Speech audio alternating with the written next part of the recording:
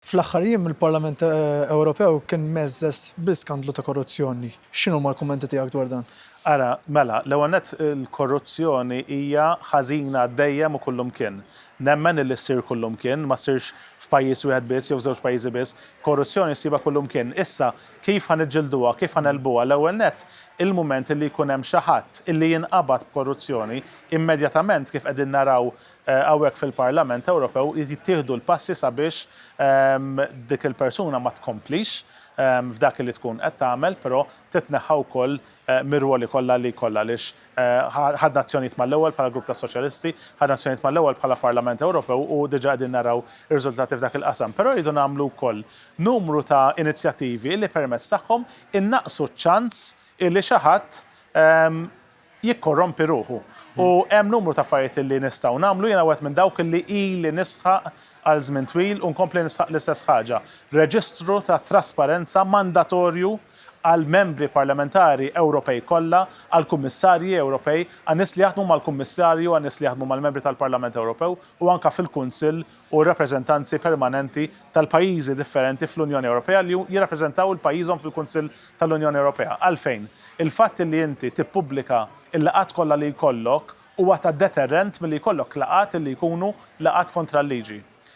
Jiena sa mill-bidu tal-mandat tiegħi mill-ewwel ġurnata, kull laqa li jiena kelli fl-uffiċċju tiegħi f'Malta, fl-uffiċċju tiegħi Brussell jew fl-uffiċċju tiegħi Strasburgu huma elenkati fil-website tiegħi fuq il-website tal-Parlament Ewropew wieħed wara l-ieħor u fil-website tiegħi morru oltre minn dak li nagħmlu fuq il-website tal-Parlament Ewropew.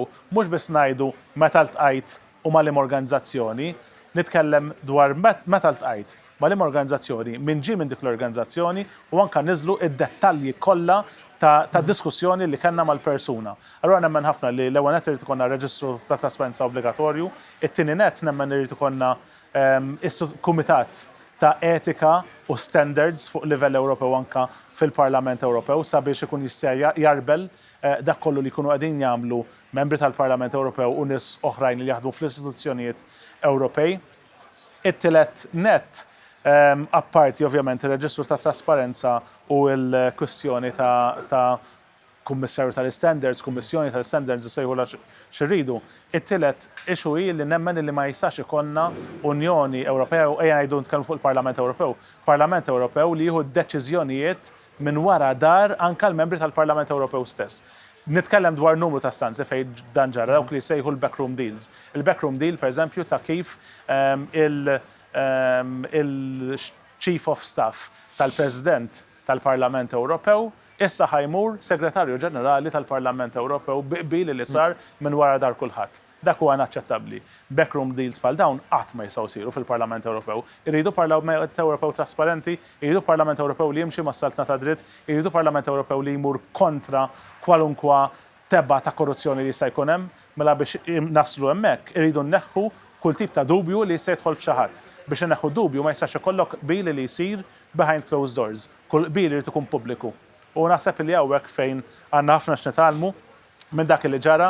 Jiena dak li ġara fil-waqt li ovvjament kont dispjaċut ħafna u kważi tħossok betrayed minn kollegi li huma tagħna stess li aħna noqogħdu fuqhom biex jigwidawna fuq materji li relatati mal-kumitati li jieħdu ħsieb huma, però fl-istess ħin nipprova nsib il-pożittiv minnha. Ejja nieħdu din it-talima bħala opportunità biex inbidlu l-mod ta' kif jaħdem il-Parlament Ewropew. Għaliex faċli ħafna għal numru ta' MEPs u oħrajn li nkun fil-Parlament Ewropew fuq il-podium kif qegħdin naraw din il-ġimgħa fil-plenarja u ngħidu ħafna affarijiet sbieħ fuq saltna ta' dritt, ngħidu ħafna affarijiet sbieħ fuq il-korruzzjoni, ma meta niġu practice fil-Parlament Ewropew qegħdin naraw li għandna regoli b'saħħithom illi ma jħallux dak li ġara jiġri, jiena nemmen li bħalissa le u rridu nkunu aħna li nieħdu opportunità minn dak li ġara biex inbidluhom darba l dejjem.